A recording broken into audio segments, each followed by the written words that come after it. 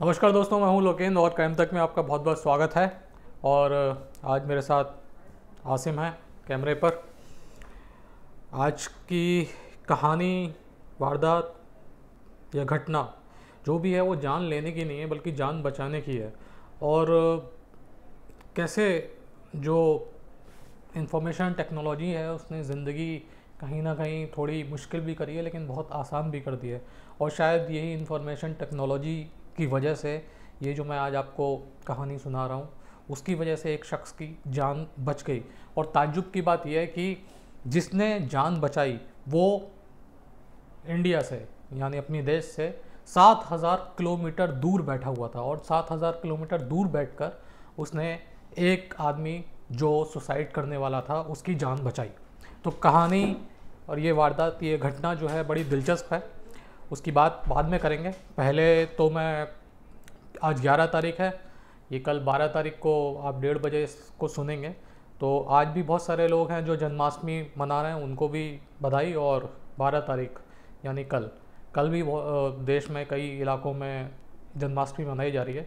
ख़ास तौर पे मथुरा में कल 12 तारीख को ही जन्माष्टमी मनाई जाएगी। और दिल्ली में बहुत सारे लोगों ने आज ही यानी 11 तारीख को ही जन्माष्टमी मना ली। तो आप सब लोगों को जन्माष्टमी की एडवांस में बधाई, और जो लोग मना चुके हैं उनको भी बधाई। और इसके अलावा अच्छी खबर यह है कि रशिया ने दावा किया है कि उन्होंने कोविड-19 की वैक्सीन बना ली है और टेस्ट भी हो गया है।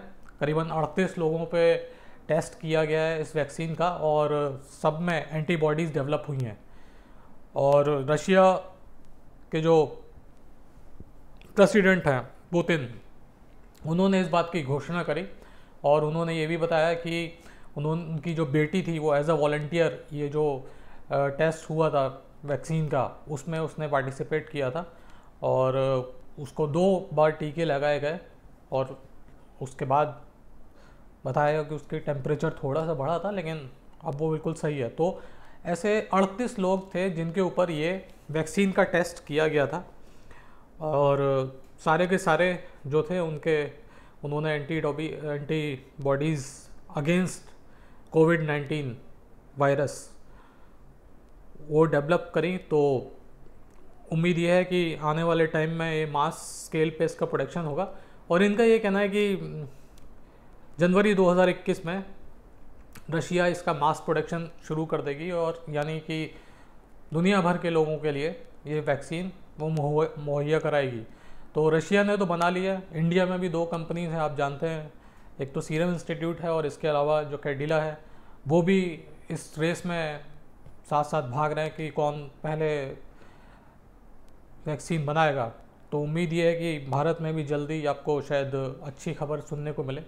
यानी 2020 जाते जाते जो एक कोविड वायरस है इसकी कोई ना कोई वैक्सीन बाज़ार में आ जाएगी। और जिस तरीके से पूरे दुनिया में कोविड ने त्राहिमाम या त्राही मचाई है उससे निजात मिलेगी। तो ऐसी उम्मीद मैं करता हूँ और ऐसी उम्मीद और ऐसी दुआएं आप भी करिए कि जल्दी इस वायरस की वैक्सीन आए और जो लोग पीड़ित हैं इस वायरस से और जो लोग क्या पूरी दुनिया ही इस वायरस की चपेट में, तो उनको सुकून मिल सके।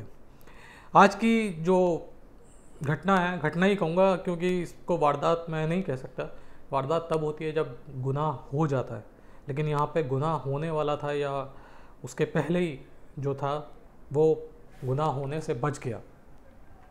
पूरा जो घटनाक्रम है उसकी शुरुआत होती है 8 अगस्त को शाम 7:51।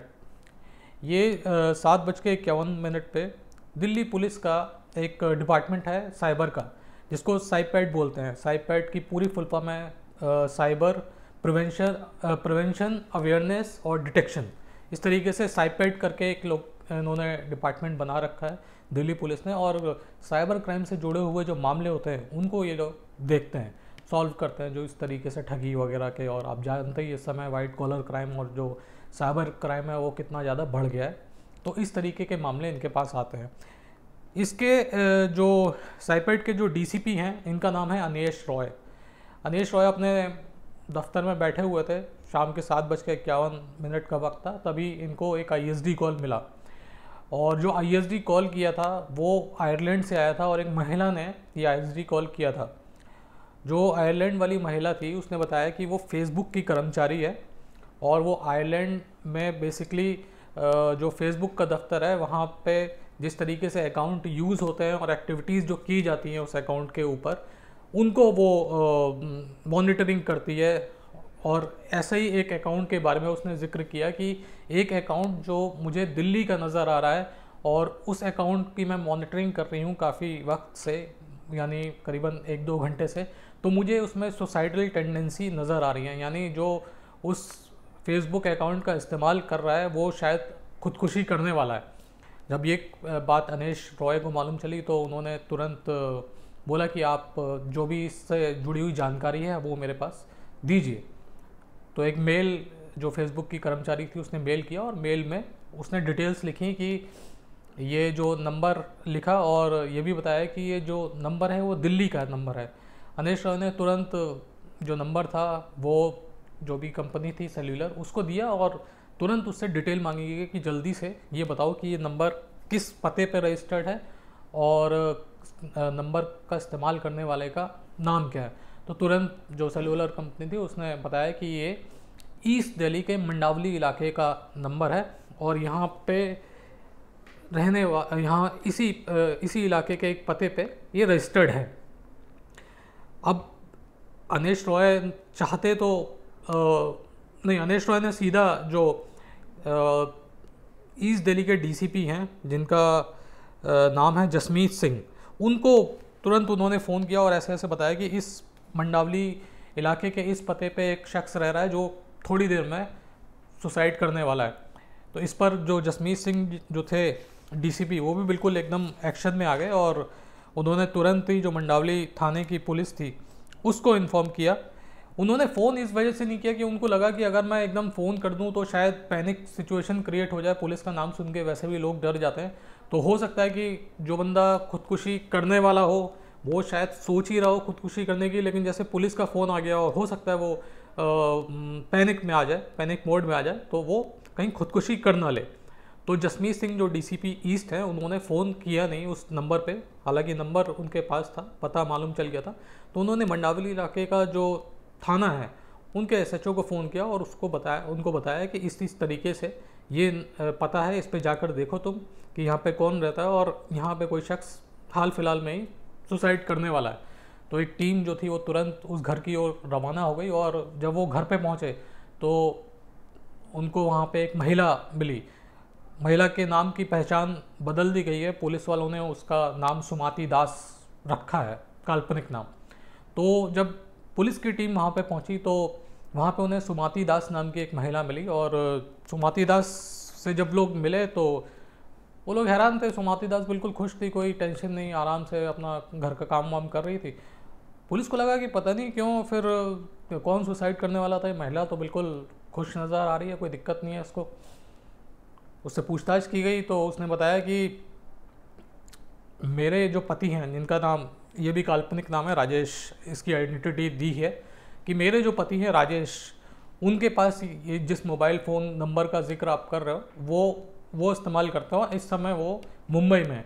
और सुमाती ने यह भी बताया कि करीबन 14 दिन पहले दोनों की जमकर लड़ाई हुई और ये जो राजेश नाम का बंदा है, शख्स है, ये मुंबई चला गया और मुंबई में इसने सुमाती ने बताया कि ये किसी होटल में काम करता है और ये रहता कहाँ है ये उसको मालूम नहीं है, क्योंकि 14 दिन पहले वो गया था, उसके बाद से उसकी कोई बातचीत हुई नहीं है, लड़ाई हो गई थी आपस में, तो इस वजह से दोनों की बातचीत बंद थी। एड्रेस उसे मालूम नहीं था। अब एक मुसीबत और आ गई कि चलिए दिल्ली का जो मोबाइल नंबर मिला था वो भी इन लोगों ने वर्कआउट कर लिया और अच्छी बात ये रही कि वहाँ पे जो महिला मिली वो बिल्कुल खुश मिजाज थी और उसको कोई किसी तरह की टेंशन नहीं थी, यानी कुल मिला के वो सुसाइड नहीं करने वाली थी।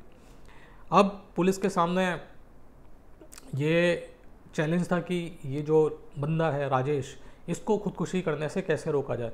तो जसमीत सिंह जो DCP ईस्ट थे उन्होंने दोबारा जो साइपेड के जो DCP थे अनेश रॉय, उनको फ़ोन किया और उन्होंने बताया कि यहाँ पे तो हम लोगों ने चेक करवा लिया है, और यहाँ पे तो उस बंदे की पत्नी मिली है। मोबाइल नंबर इसी पते पे रजिस्टर्ड है, लेकिन अभी जो मोबाइल का इस्तेमाल किया जा रहा है वो मुंबई में इस्तेमाल किया जा रहा है मोबाइल का। और ये जो महिला है इसने बताया कि इसका पति जो पेशे से कुक है और 14 दिन पहले लड़के यहाँ से मुंबई चला गया, तो अब उसका पता लगाना है कि वो कैसे हम लोग मुंबई में खोजते हैं। तो अनेश रॉय ने अपने जो मुंबई के काउंटर पार्ट थे यानी साइबर क्राइम के ही जो डीसीपी थे उनसे कांटेक्ट किया। इसमें मुंबई के जो साइबर डीसीपी थे इसमें एक जो है उनका नाम बाल सिंह राजपूत है और जो दूसरी हैं डॉक्टर रश्मि कारंदीकर।